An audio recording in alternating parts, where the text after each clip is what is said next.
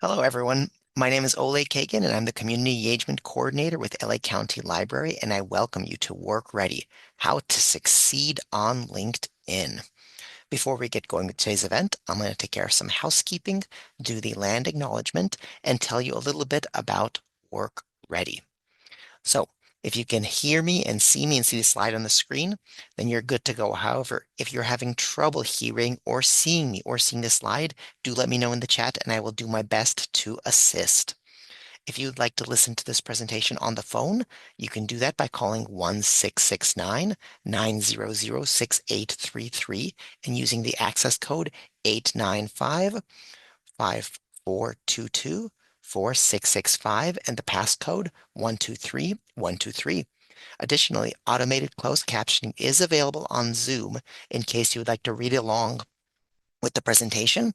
To enable that, you would press the CC button on your Zoom window. You may have noticed that the mics and video for attendees are disabled. That's also the case in the chat where our panelists, our presenter and me can see your chats, but the other folks in the room cannot see your chat messages. So you have a little semblance of privacy there. Now, we do welcome your questions and comments in the chat and the Q&A box. Comments and responses to any questions that the presenter asks go in the chat, and any questions you have go into the Q&A box. The chat is the one with the two speech bubbles, and the Q&A is the one with the single speech bubble. All right, let's go on to the land acknowledgement.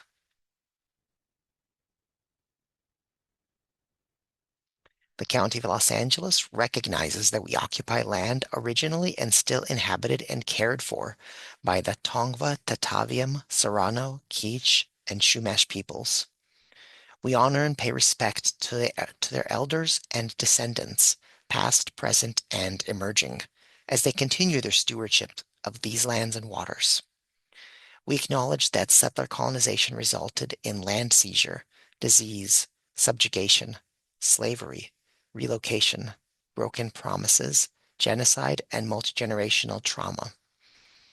This acknowledgement demonstrates our responsibility and commitment to truth, healing, and reconciliation, and to elevating the stories, culture, and community of the original inhabitants of Los Angeles County.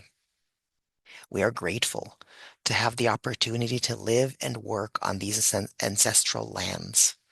We are dedicated to growing and sustaining relationships with Native peoples and local tribal governments, including, in no particular order, the Fernandino Tataviam Band of Mission Indians, the Gabrielino Tongva Indians of California Tribal Council, the Gabrielino Tongva San Gabriel Band of Mission Indians, the Gabrielino Band of Mission Indians Kizh Nation, the San Manuel Band of Mission Indians, and San Fernando Band of Mission Indians.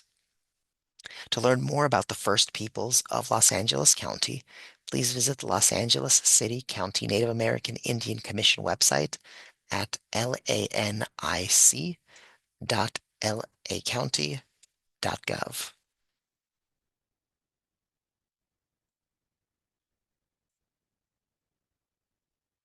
All right, and now I'd like to tell you about the Work Ready program. Work Ready started in December of 2020 with the library lending laptops and hotspots at that time out of 20 library locations, now out of 27 library locations, and presenting virtual events like this one on a range of work-related topics in order to help people get a job, improve their work situation, and plan a more sustainable career path. To see over 50 of our past events, actually it's probably more like over 100 of our past events, you can head over to the Work and Career playlist on our YouTube channel. I'm going to post that in the chat. If you see any programs that you like that are interesting there, feel free to watch them or share them with people you think might be interested. And the Work Ready program and this final event here is made possible due to funds provided by the American Rescue Plan. And if you'd like to learn more about our virtual or in-person programs, head over to the LA County Library website at lacountylibrary.org and click the events link at the top right-hand side. If you want in-person events, you click that, you'll get our whole calendar, events for kids, teens, adults, older adults at all of our 85 locations.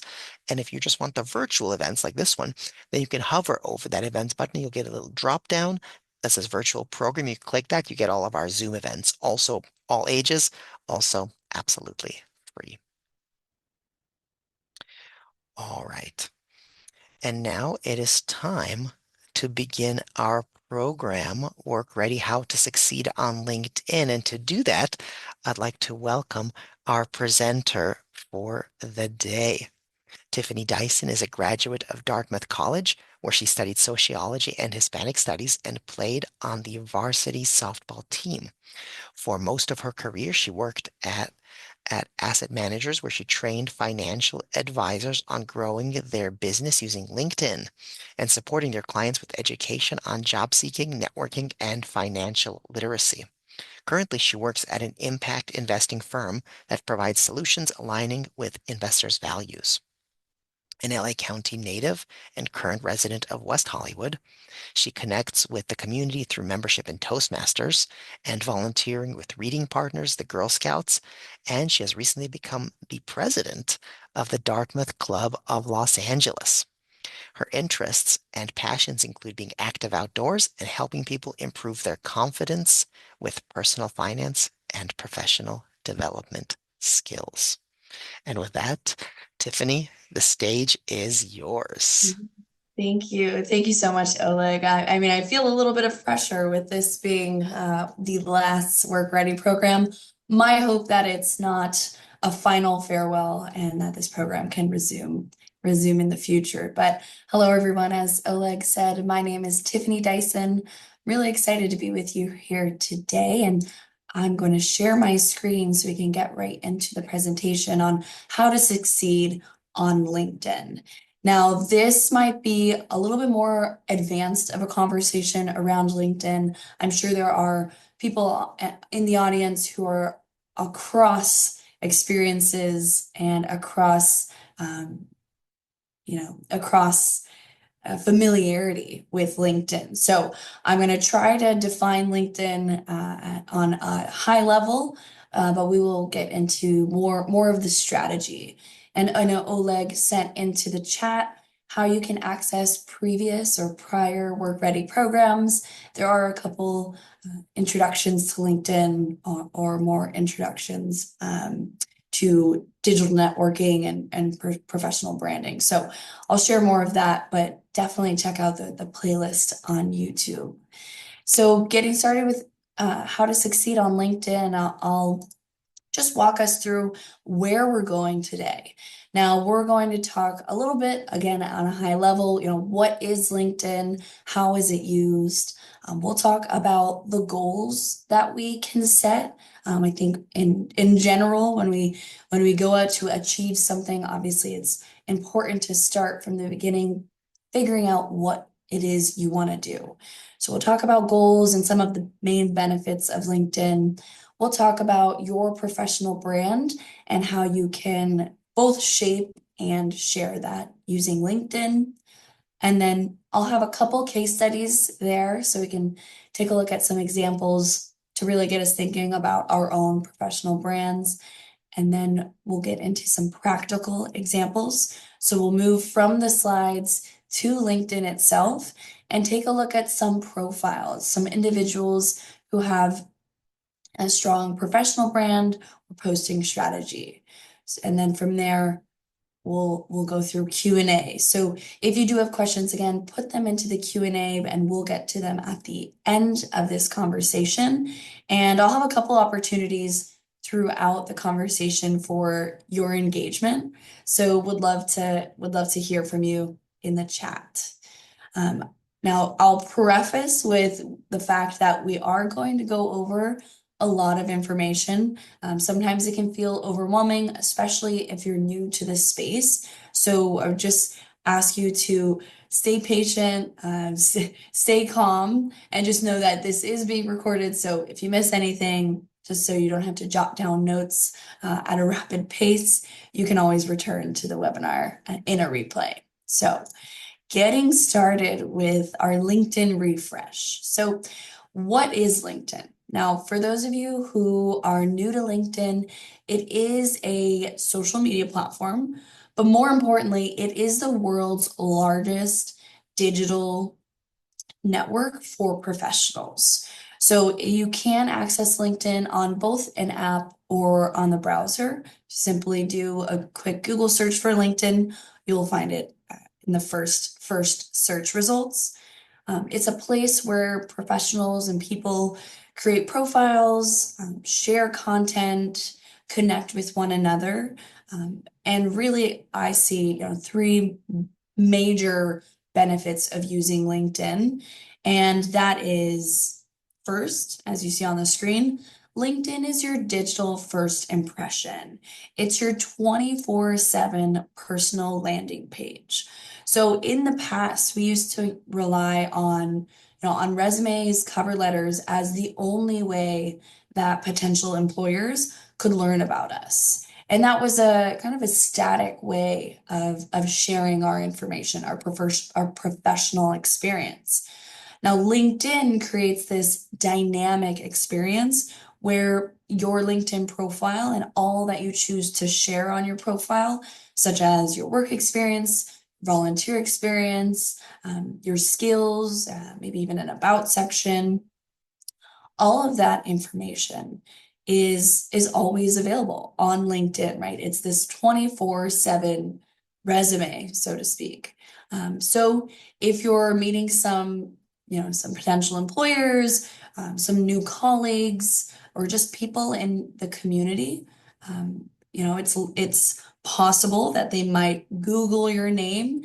And I like to think that LinkedIn is probably your preferred social media platform for people to learn more about you, because we're on LinkedIn. It tends to be a little bit more buttoned up, a little bit more focused on business. Now, the second thing here on this slide, your network is your net worth, and relationships are key. Now, LinkedIn can be a strong way for people to build connections. Now, it used to be that we would have a Rolodex, right? Something on our desk that held these business cards, and we got to organize our connections that way. Now, LinkedIn is your digital Rolodex, and we'll talk a little bit more about that. But this is really a place where you can connect with people you meet in the community, in your professional life, and you can keep them all in one place. So it's a bit of a way to help you stay organized.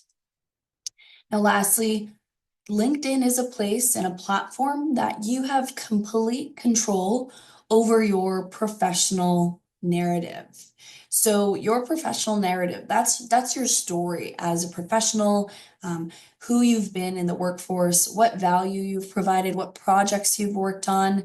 Now, in the traditional workspace, right, when we're in office or in different work settings in person, it's not often or always that we have the opportunity to share our story with the masses, right? You might have conversations at the water cooler, you might have these one-off interactions, but on LinkedIn, you have control over what you share and how much you share. So it's really that ownership and honestly authority over your work. So it's a great opportunity to share your story. And my hope by the end of this conversation is that you feel a little bit more empowered, a little bit more encouraged to share your professional story. So moving on, now that we have a foundation for what LinkedIn is, what are the main benefits, I actually want to make sure I answer a question that I've heard in the past. That's who belongs on LinkedIn, right? Who should have a LinkedIn account? And being the LinkedIn aficionado that I am, I would say everyone. But we do acknowledge and recognize that it does tend to be a platform where more more individuals in the corporate setting tend to be. So you might not see as many, service workers.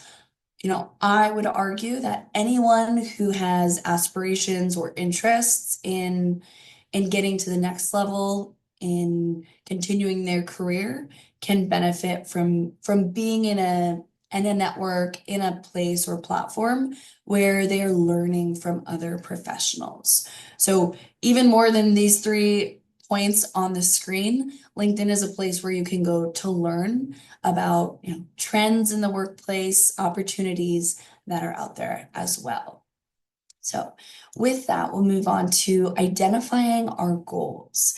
Now, regardless of what you do, as I mentioned earlier, an important step is to identify goals as you're getting started, or identifying goals as you look to continue your activity on LinkedIn. So really, you're asking yourself the question, what do you want to get out of LinkedIn? Now, knowing that this is a place where people go to connect and network, people go to research who you are and what your experiences are, or really learn a little bit about you. We can look at specific goals like those on the screen. Maybe you simply want to use this as your digital Rolodex and your digital business card. Now, that may be that you create your profile, you kind of set and forget it. Or maybe you want to be a little bit more proactive and you want to use this as a networking tool. Maybe you're job seeking or seeking different opportunities. That gets a little bit more proactive. You might be more engaged or making an effort to connect with individuals outside of your traditional sphere. Maybe you want to take it to even further and you want to use this as a content platform. Now, most people are familiar with, Facebook, Instagram, TikTok as content creating platforms. LinkedIn is advancing their algorithm, advancing their features, and we're seeing a lot more content on the platform. And really, I think at the end of the day, content is continuing to tell your story. If you have a business, you have a product, a service, it's continuing telling that story as well. Now, the last point about business development, that would be, maybe if you're a business owner or you're in a sales capacity, it may be a place for you to go to find new clients, new prospects. And again, just by way of telling your story and using that proactive approach. Now, I'm going to ask a question for the chat. And I'll ask it and then I'll give my example to kind of get you thinking about your own. Now, for goals on LinkedIn, I would love to hear whether you have an account yet or not. What do you think you'd like to get out of LinkedIn? So think about that question and please share your answer in the chat. What do you think you'd like to get out of LinkedIn? And I said, I'll share my example. So I'm already seeing answers come into the chat. You can use these examples on the screen or you can expand if you have a better idea. So for me, I've been working remotely for the past 5 years. And it's been great, it's been flexible, but there is something that I lose out on by working remotely. I don't get to have those water cooler conversations, or I don't get to be in person as often as others who might be in the workforce. So I want to be able to share my story with others. I do also love storytelling, always strive to write a little bit more, and I use my posts as a way to accomplish that. In addition to all of the things you see on the screen and more. So I have a lot of answers flooding the chat. Thank you for your participation. I'm going to read a couple, no names, of course. Let's see. So I have someone saying they're leveraging LinkedIn for job prospects for both themselves and their company, networking, engaging with others to have access to work opportunities, digital resume, career growth, skill strengthening. That's a great one. Skill strengthening is one that I don't have, so I applaud you for including that. Just in addition to learning more about other professionals on LinkedIn, there are also LinkedIn learning courses or classes that you can take on specific skills that you'd like to further develop or refine. We've got somebody who's looking for a job, clear understanding. Let's see, getting back into the job market. That's definitely common. Business connections. Amazing, amazing. So many here. So I appreciate the participation. We've got seems like a book full of goals. And like I said, that's the first step, right? Knowing where you want to go. So from there, from after identifying your goals, you can start to think about who you are as a professional and who or what image you want to display to the world. Because, like I said earlier, you do have control of that professional narrative. Now, just because you have control over it doesn't mean we want to, embellish or create stories or achievements that didn't exist. I think what I've seen in the last 5 years, really focusing on LinkedIn and professional development using the tool, is that the content or the people that resonate best with others are the ones who are authentic and are open to sharing a little bit more about their personality. Now, again, this is not a requirement for LinkedIn, right? There are certainly people in the chat on this call who simply want to use it as that digital business card or that digital Rolodex. But if you do want to be more proactive in using LinkedIn to your advantage, you might now start with developing your professional brand. So I'm sure there are many of you on the call who have attended many Work Ready programs. Just a few weeks ago, maybe a month ago now, there was a webinar dedicated to professional branding. So I would absolutely encourage you after this call to take a look at the replay so you can learn a little bit more. But at a high level, a professional brand is a unique combination of your skills, experiences, values, and really your reputation. You can kind of think about it as your digital reputation, and it's defined as how you present yourself in the industry. Now, it's important to note that it's defined by how you present yourself, but also how people perceive you. So that's, I think, an important thing to consider. But ultimately, a professional brand's goal is to differentiate you from others, right? We know how many people are out there in the job market, but it's also helping you build credibility, trust, and influence. So in general, people like to work with people they trust, people they think are smart. And so, as best as you can exemplify those characteristics, those qualities, the more people will know you and want to work with you. So some key elements, just before we get into the questions that are on the screen, some key elements of a professional brand are your expertise and skills, your values and mission, your reputation and credibility, but also that content or thought leadership. Really, right, your insights into industry trends or current events and activity in the workplace. And then lastly, I think, is really a foundational part of LinkedIn and something that many of you mentioned. It's that network and visibility. So who you connect with and who you engage or how you engage with your audience is also an important element of the professional brand. So I wanted to share these three questions on the slide so that we can start to think about what our professional brand is. And the three questions, as you can see, are what do I want to be known for? What value do I bring to others? And what makes me different? So you can start to think about these questions, and we'll go through each one in a little bit more detail.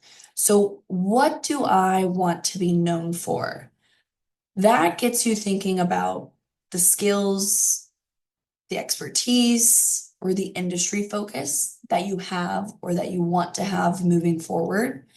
So what do you want to be known for? The experiences that you already have certainly play a part in this. The next question, what value do I bring to others?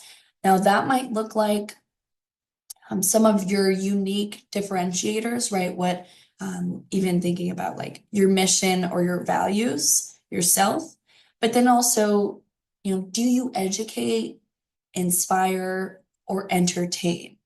Now, those are the three descriptors that LinkedIn actually says have the most interactions on LinkedIn. So content or people who are educating, inspiring, or entertaining. So if content creation or sharing posts to share your professional brand is part of your strategy, you would want to think about, do I want my posts to educate, inspire, or entertain? And of course, they can be a blend of all three. And lastly, what makes you different? Now, these are the unique experiences, the approach, the personality you bring to the table. I think also, and I definitely should have added this here, I think perspective is really important in shaping your professional brand, right? There are certainly, hundreds and hundreds of people who might do the same job as you, but how they approach it, how their past experiences inform their current efforts, or the perspectives that they have are unique and can help them stand out from the crowd. So my next question for the chat, and I definitely hope to spend a little bit more time on this and hearing and seeing your answers. My next questions, I'll give you two options because I know these can be a little difficult to answer on the fly, right? We might need to spend some time self-reflecting, kind of reviewing what we've done in the past and what it's meant for us. But the two questions I want you to choose from are, what value do you bring to others on a professional setting? Or what makes you different? So those last two questions. What value do you bring? What differentiates you? Go ahead and answer in the chat. And like I said, I'm sure this one might take a little bit more thinking. I'm hoping some people in the audience who have already spent time thinking about this might be our first examples. And while people are typing, I can give another example, just thinking about myself.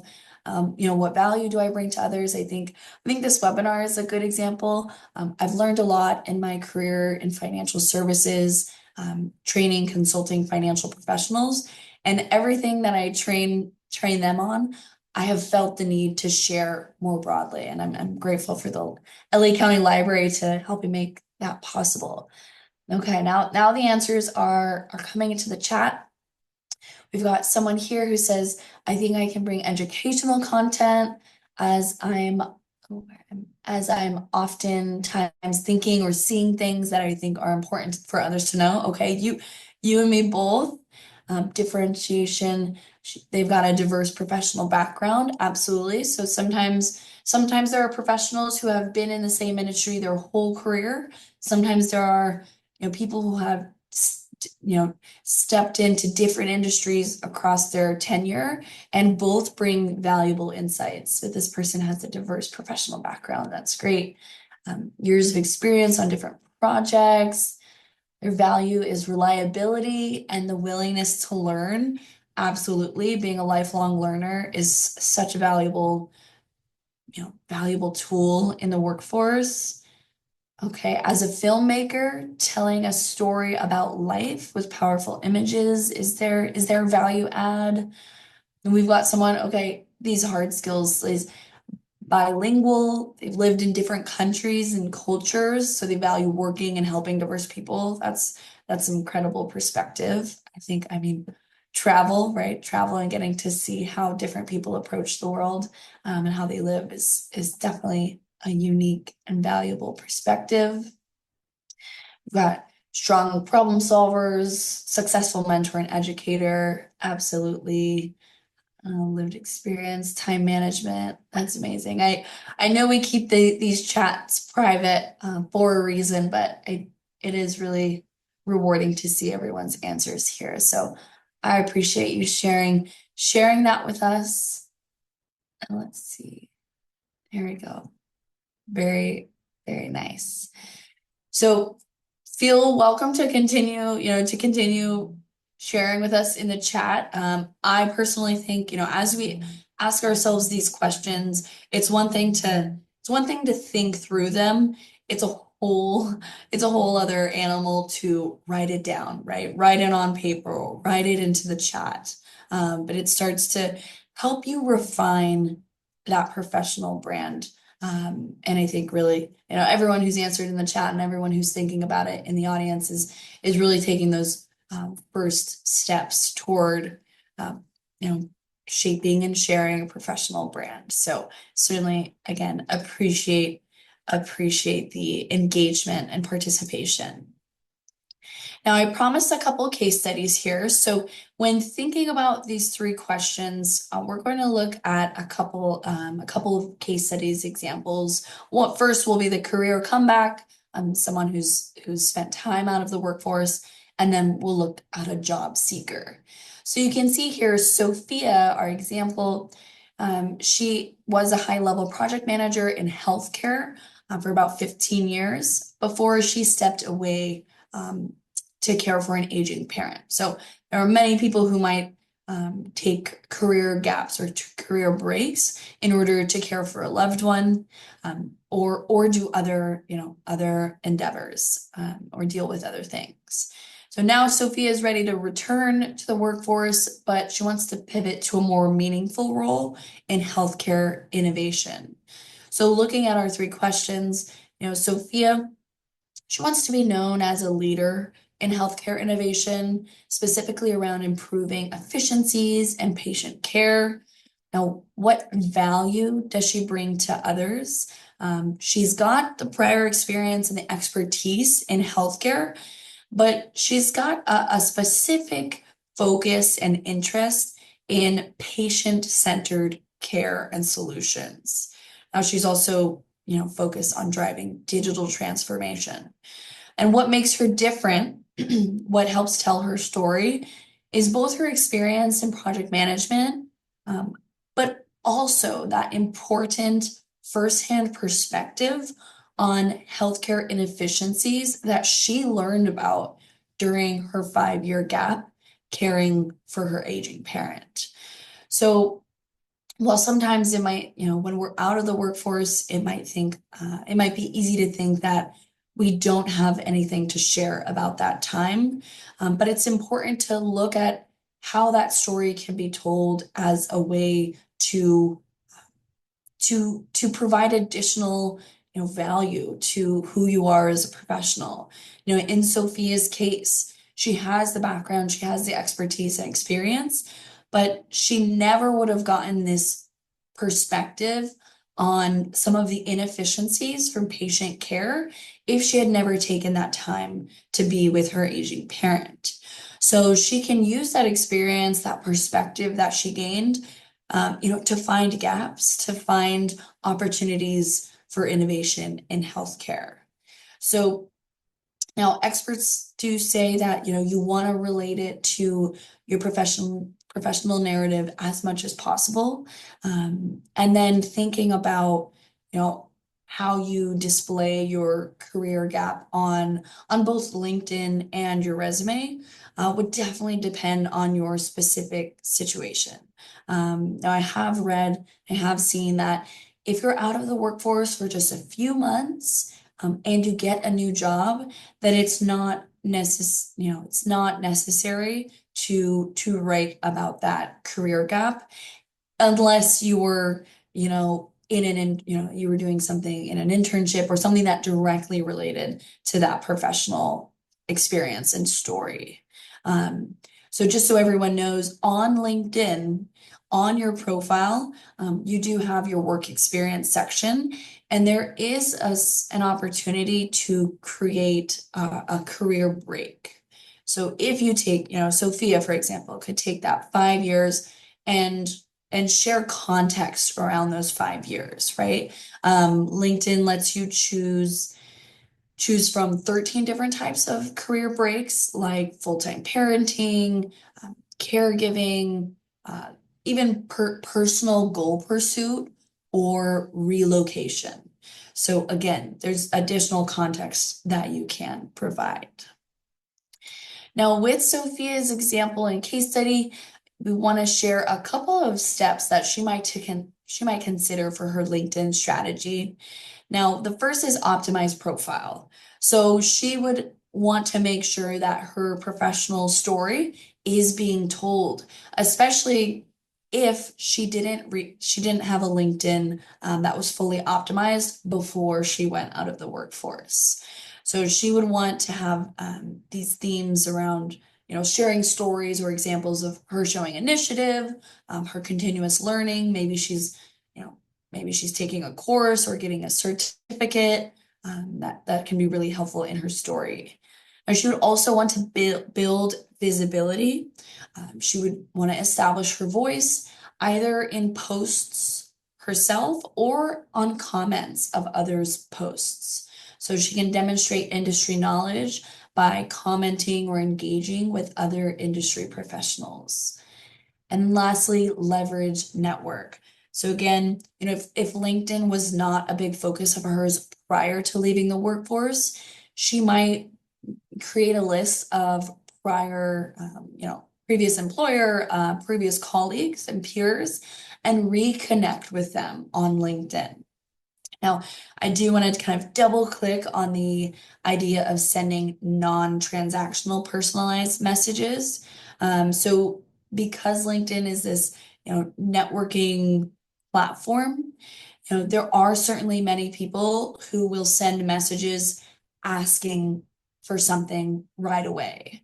Now, that's okay if you have a strong relationship with someone, but what I've seen work a little bit better in the long term is creating a relationship, right? Creating a deeper connection by sending these non-transactional messages long before you need something from someone. So the focus would be to actually nurture the relationship and really catch up with people in a more organic way. And I think I did see something in the chat, as we move to the job seeker piece, I did see something in the chat about, being difficult to get hired on LinkedIn. Now, the traditional or maybe something that many people have done on LinkedIn is simply clicking apply onto the LinkedIn jobs. So there are many jobs listed on LinkedIn. It's a great platform to find what is available, what is out there. But research shows that 70% of new jobs or jobs that are filled are generally filled by people who are referred from a specific individual or who have gotten the job or learned about the job based on a connection, someone they know being at the company or the firm. And I think we're seeing a pretty big shift toward those referrals. So, I've certainly heard from people who have clicked apply and put in their resume for multiple job applications, but haven't had success, I would encourage you to think about the industry, think about the position that you do want, and start to make relationships with people who are in that field. And start to engage with them as a way to learn more about the field, to share your perspective as well. One question that I'm seeing in the chat, and I know we'll have the formal Q&A, but I do want to make note of specific examples of non-transactional messages. So this could be many different things. It's really about staying in touch with people. So, right now I actually have an example of a couple weeks ago, it was the LA Marathon. And a couple years ago, I saw a connection from my college running in the marathon.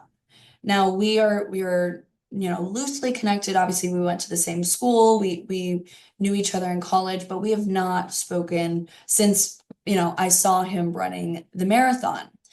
Because the marathon just happened and I went to watch again, it made me think of him and it made me think of his business. I've been seeing his posts on LinkedIn, but haven't really, engaged with him any further than liking his posts. So because I thought of him around the marathon, I have the opportunity to send him a message saying, John, it was great seeing you 2 years ago running the LA Marathon. The marathon was this weekend. I thought of you and hope you're doing well. And you'll see, like, there is no ask in that question, or in that message, right? There's no ask. I could say, if I wanted to extend the conversation, I could say, how are you doing? It seems like your business is doing well. How did you get started there? You can definitely ask questions, but more discovery questions or questions that will deepen the connection rather than asking for something for yourself. So that's one example, but really I would say just think about like keeping in touch with people, people who are in the industry that you want to break into, or people who have similarities, right? People who went to your alma mater or who have worked at the same company as you. You have this warm connection with them. And we do see a lower barrier of entry on LinkedIn, right? If you are connected with someone and you send them a message, goes straight to their, message, they'll see a notification, and it will be a little bit more available than maybe an email that gets lost in the inbox if you're even able to find their email address. So our case study, the job seeker, this is David. He's a young professional, or a younger professional software engineer at a large company. He's enjoying his work, but he's not sure that this company is the right fit. So he wants to build stronger personal brand to open up new opportunities, right? He wants more people to know about the work that he's doing. So he wants to be known for a bridge between the tech world and business. Maybe he's got a little bit of that entrepreneurial bug in him, and he wants to create user-centric solutions. Now, the value that he brings is his experience. He's very good at his job. He helps businesses translate needs into innovative digital products. And he also provides insights on navigating a tech career. So he actually goes back to his alma mater and mentors, seniors or juniors who are interested in software engineering. And what makes him different, in addition to that, is that he has this design thinking. He's really thinking about customer needs or user-centric solutions. And like I mentioned, he is using his experience as a first-gen college grad to mentor others. So really, educating and sharing resources and inspiring others. So some steps for David, who's a job seeker, who's not explicitly saying that he's open to work, right? This is someone who's in a career that or in a position that is fine for the time being, but doesn't necessarily want to be there forever. Now, David would also optimize his profile. It would look a little different than Sophia. He would be, focused on standing out from his peers, and really helping potential employers get to know him better, by sharing more on LinkedIn in his profile or in his posts. And he would want to showcase his skills. So maybe he would share, if he's able to share at a high level some of the projects he's worked on or something that he's learned, working through projects or challenges. He can demonstrate his value that way.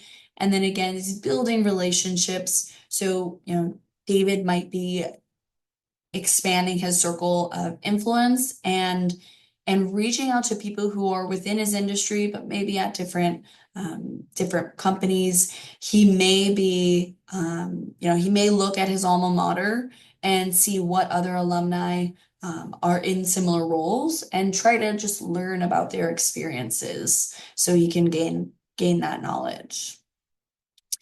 Now, I know we've gone through a lot in what seems like a short amount of time, and I want to introduce a concept that I think is a really great framework for thinking about your professional brand. And at the end of the day, it is a little deeper than just our professional life. But I'd love to introduce Ikigai to those of you who might not be familiar. It is a Japanese concept. It roughly translates to like purpose or reason for being. And it is the intersection of these four key elements. What you love, what you're good at, what the world needs, and what you can be paid for.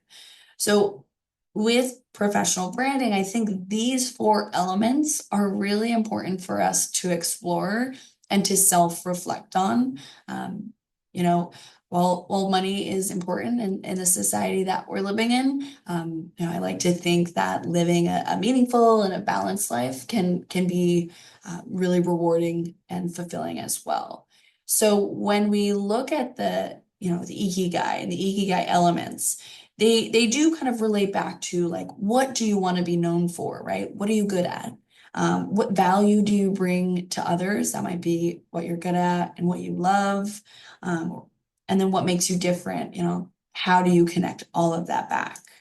So the Ikigai goal here for David would be, his purpose might be, establishing himself as this thought leader, and then being that mentor, right? Being the mentor for the next generation of engineers. Now, this is very specific to the professional brand, and can be used as a LinkedIn strategy, right? He would share content, make sure people know his thoughts, know his perspectives. He might talk about mentoring junior developers and potentially engaging with professionals at ethical tech initiatives. So Ikigai is certainly deeper than just a professional brand tool, but I think it's a helpful framework to get you thinking about what you're good at, what you love, what the world needs, and what you can be paid for. So I'd encourage you to reflect on that a little bit more. Now, before we get into Q&A, I'm going to switch our screens here to some practical examples. So we're going to look at a few examples on LinkedIn of people who have established their professional brand and are working towards sharing some content or some posts. So what better person to start than a librarian, since we all know how important that the important part that libraries play in our lives. So Todd here, we're going to scroll down. Now we can see he doesn't have a big about section. That's something that he might be able to deepen on. Now his featured section, He's got something that is a little bit older, so he might consider updating that. But really, we're going to spend the most time looking at his posts. So you can see here, Todd reposted this, which means somebody else posted it, but he brought it to his connections by reposting it. Here, he shared a link on YouTube. He shared a photo. He shared another link. And then I want to scroll over to here. So here he's got about 50 likes, which, isn't the end all be all, but clearly many people resonated with this. So you can see it's a personal and a fun photo of Todd, but really what he's focusing on is the fact that his team has brought resources to their community. So he's sharing this personal or professional achievement, right? His team has achieved this. But you can see he's pretty consistent with sharing some of his thoughts and some articles that he thinks are interesting. Now, I'm going to go through these a little bit quickly based on time, but feel welcome to peruse LinkedIn and take a look at people who are interesting to you, who are in industries that you find fascinating. Now, Karina here, she's a transition specialist. She's at a nonprofit. Now you can see here, she has a more robust about section. So she gets a little bit more detailed about the value she provides, a little bit more about who she is, right? She believes in the power of positivity and empathy. So she's definitely taken some time to think about her professional brand.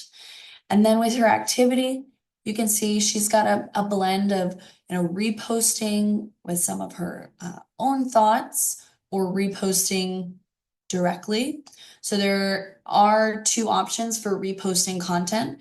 You can repost it directly, which simply recirculates the post into your network, or you can repost with your thoughts. So you can add that thought leadership, that perspective or opinion you might have on the content. So you can see she's reposting something from her firm. But then here 2 weeks ago, she posted this picture and shared a little bit more about her career and what they offer. So that's really important in your kind of professional life, right? You want people to know the value or the services or what you can provide them. So she is very direct in offering or sharing what she offers, career counseling, interview preparation, mentorship, and more, and very, very specific to veteran or military families. Now, moving on to an LA local, Christopher here works for the Los Angeles Chamber of Commerce. You can see his about section is very robust, so you can learn a lot about Chris, right? Someone reading this might realize right away, oh, Chris is an individual who I would want to work with based on what he's written. Now, something unique to Chris's profile, he has this monthly newsletter. So while you can post, every day, you could, or, once a week or once a month or once a year, you can write a post.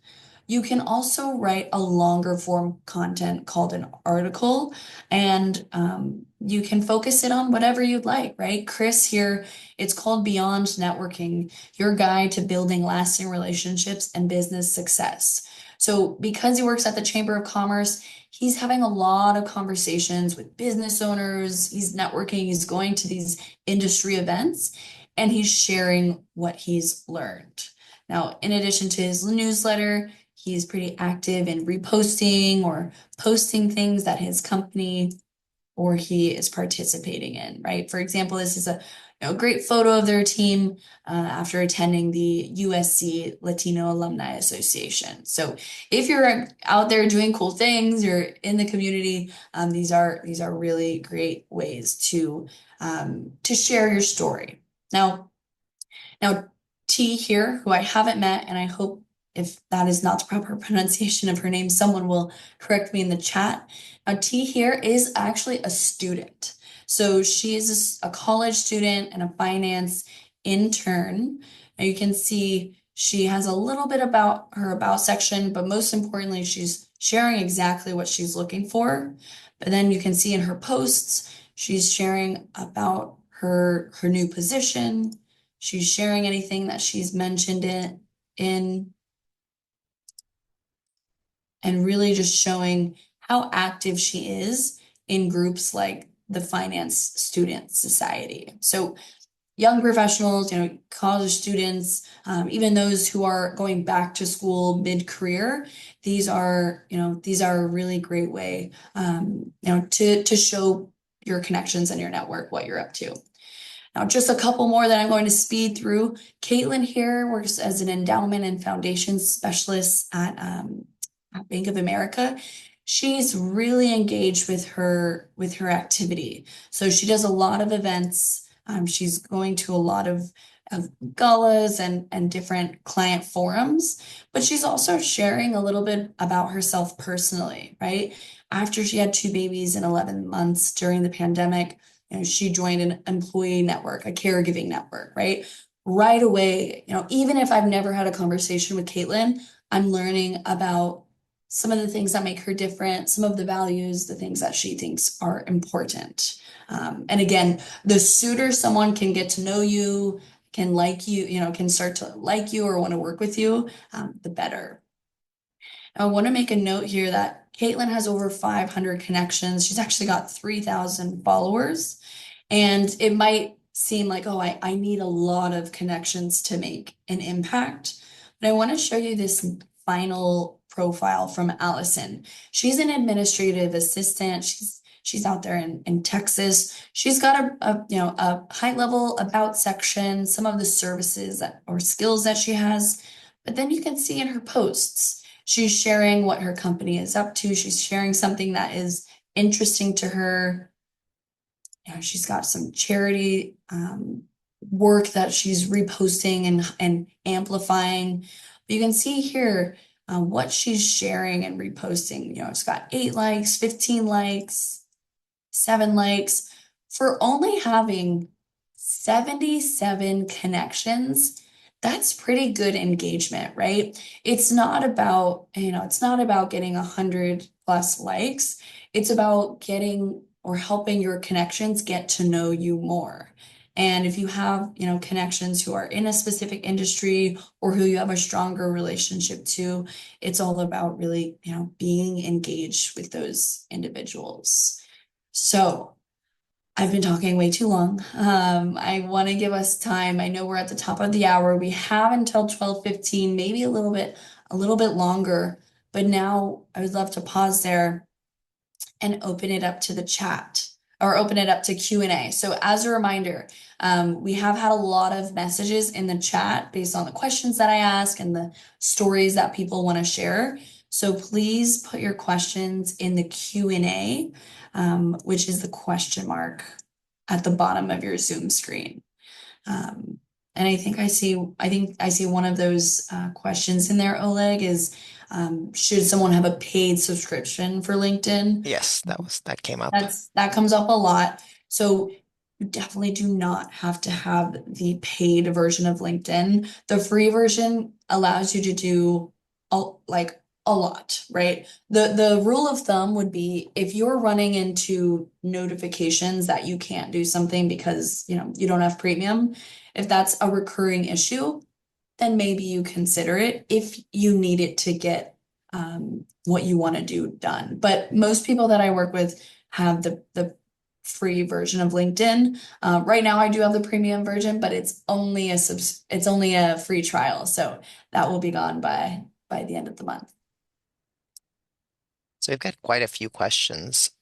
The first, so I see people posting questions in the chat, and I'm going to focus on the questions that are in the Q&A just because those are easier to get the questions in chat to kind of scroll by, and so Yeah. I don't want to miss those. So if you have questions, post them in the Q&A. We'll try to answer them as quickly as we can. So the first question is, how can I use LinkedIn to authentically connect and create communities so they can move for work internationally? That's a great question. So this is someone who's not only wanting to shift, maybe pivot careers, but pivot pivot regions, right? So if you're looking to grow your network in a new area, I think the first step is, of course, deciding where you want to move. I've worked with people who've wanted to move to, to London. Now, if that was the case, you would want to search on LinkedIn for professionals who live in London. So I'm going to click on, Oh, um, whoops. oh, did I? I think I just put you in the middle and I just stopped your Oh, you sharing. stopped my share. Okay, no Yeah, problem. Let me pull sorry that up about again. that. No, that's okay. Let me see if it Um, adjusted. Okay. yeah, how's that? Can you see it? No. Did I just No. did I just make a mistake? Oh, wait, nope, I didn't click the button. There it goes. That would be helpful. So LinkedIn search bar, which you can find up at the top of your screen, um, you can essentially search for any kind of profession. So I'm going to, just because I have the most experience with them, I'm going to type in financial advisor. And then what I might see, I'm going to click on people. I want to see these people. And then you can see these filters up at the top, and you can actually filter by location. So I'm just going to type in London and see how many. Yeah, I imagine it's a lot. So 30,000 financial advisors in London who have a That's LinkedIn it? account. Yeah. So I might type in this, in this chat, I might see if there are any people that I have mutual connections with, meaning I'm a second degree connection. So I have at least one mutual connection and you can see them listed here. And actually, Sharif is a great example. Now, Jennifer Young, I used to work with her and we used to work on women, in our women's group for our firm. So I might reach out to Jennifer and say, I'm interested in moving to London. I know you, are connected to Sharif on LinkedIn. Do you know him well? Would you be open to introducing me? Um, Now, what you might find here, which I am, Jennifer Young also lives in London. So that's automatically like telling me, oh, I should reconnect with Jennifer, even though she's not a financial advisor. Like, at least she could tell me a little bit about it, or maybe connect me to another professional who might be interesting to chat with. So that's a little bit of a strategy. I hope can be helpful in just making those across the pond connections. Here's an interesting question that I think a lot of people who are making career changes would identify with. So how can you use LinkedIn if you have at least two completely different professions that are dissimilar, where you are seeking a job in one of the professions, but do not want to erase the references to the other?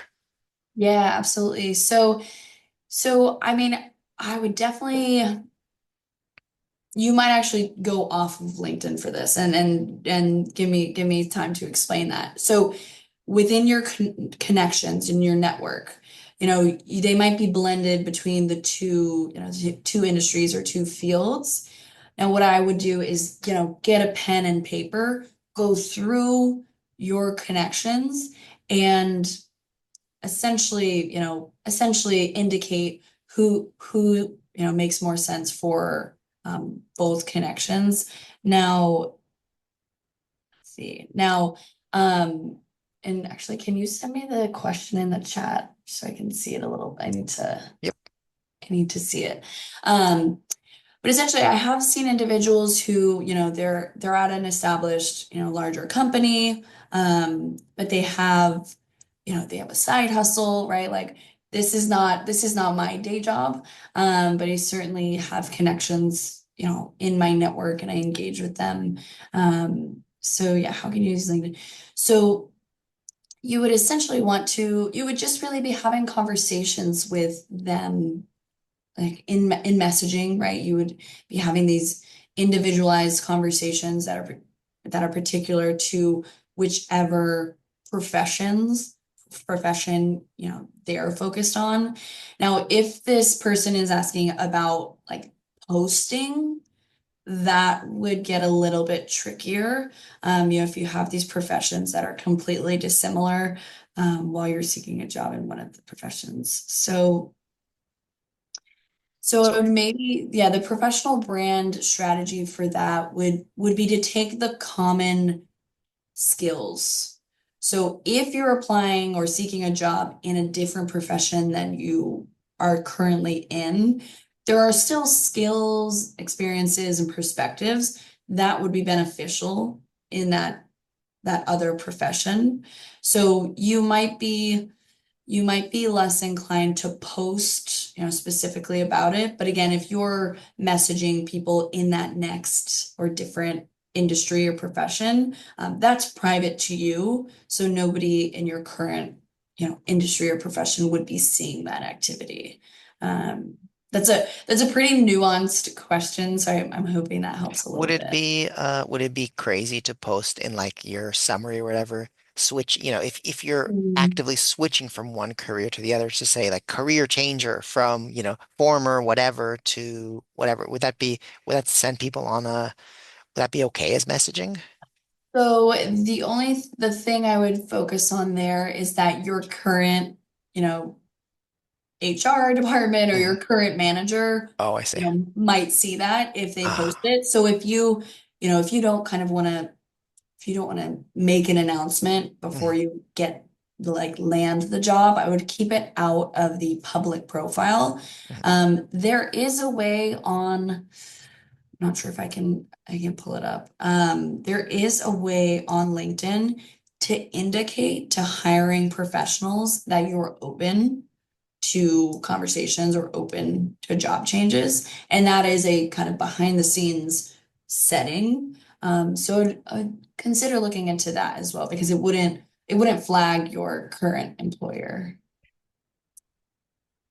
So the next question is concern over. So if somebody's, you have your profile, this person has concern over the potential for unscrupulous individuals to use the information for identity theft and such. Yes, that's a great point. So obviously LinkedIn is a public website. So actually dissimilar from like an Instagram or a Facebook, like anyone can Google search me and find this information. So a couple pointers, and starting off with the fact that do not put any sensitive information on here. There is an option to include your birthday. You don't need it. Like I would keep that off, right? Nobody really needs to know that. I would consider, being more broad in where your location is. So for example, I live in Los Angeles, but I could be a little bit more specific about where I live in Los Angeles, right? We know how big the city is. So, if you're concerned about, privacy or safety, certainly broaden that. You could even put California, right? You don't even have to, and it doesn't even have to be that's specific to city. Um, and yeah, I mean, here's actually maybe another example. I've posted this recently. Now, some people will post about events that they're going to. I typically post after I've been to an event just because, I don't really want people knowing where I'm going, versus, I'd rather reflect on it and share that information just in terms of, again, a pretty detailed, um, safety. But yeah, I mean, those are a couple of the things I would point out. Um, you don't have to make your contact information public, so you don't have to have your email address, on the web. Um, if you were concerned about people knowing where you work, like if it was to that level, um, then you just again you may go more broad, but you may be limited on what you could do on LinkedIn. And actually, last point would be there is a privacy setting where you can set your profile picture to private until someone is connected with you. So that could be a good option too.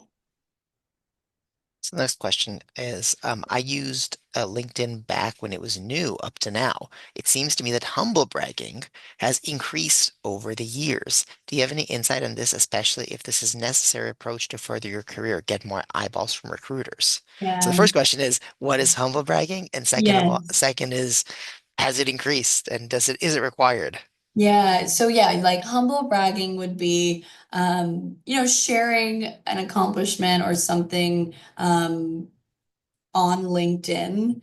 Um, and not, not outwardly saying like, oh, look how good I am, but more so just it's written in between, right? In It's no between. big deal. I just worked on this gigantic project that won Yeah. awards, but like it's fine. Yeah. And so if you hate humble bragging, honestly, LinkedIn is probably not the place for you. I know, myself, I'm scrolling through sometimes and it gets a little overwhelming, right? Because you do see people like you see people's highlight reels just like any other social media platform, but it can be especially kind of powerful or hurtful when it's other people's careers, especially if you're not in the place that you want to be.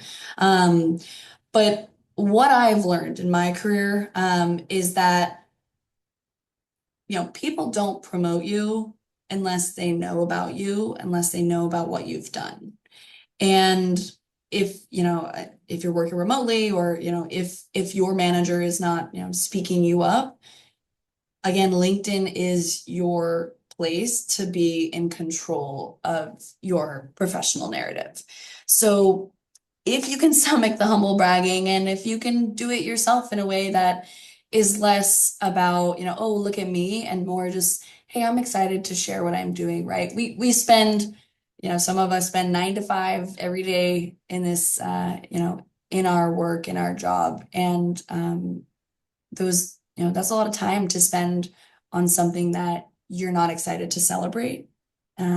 So I think there's no right answer to that question, but I think, like I said, I think if you do want to advance your career, again, it's important for people to know about you and know what you've done.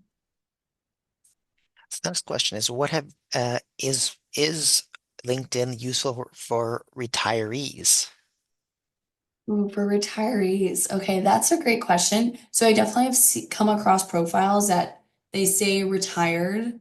Um, Now she's, or that, retired. It will actually say retired in their headline. Now, this would completely depend on the individual, but if you're interested in staying in touch with industry trends or a specific space, then it can be just like another social media for you. You might scroll through the news feed and see things that you're interested in and that are curious about. Now, you might be less proactive unless you simply want to make connections. Um, or if you want to, maybe in your retirement, you've been able to work more with nonprofits or community activities, and you want to share about that. That would be giving more kind of promotion to nonprofits or groups that you're involved in. So those are some of the ways I've seen retirees use LinkedIn. I also almost just want to say, go enjoy your retirement. Let us stress about the work world.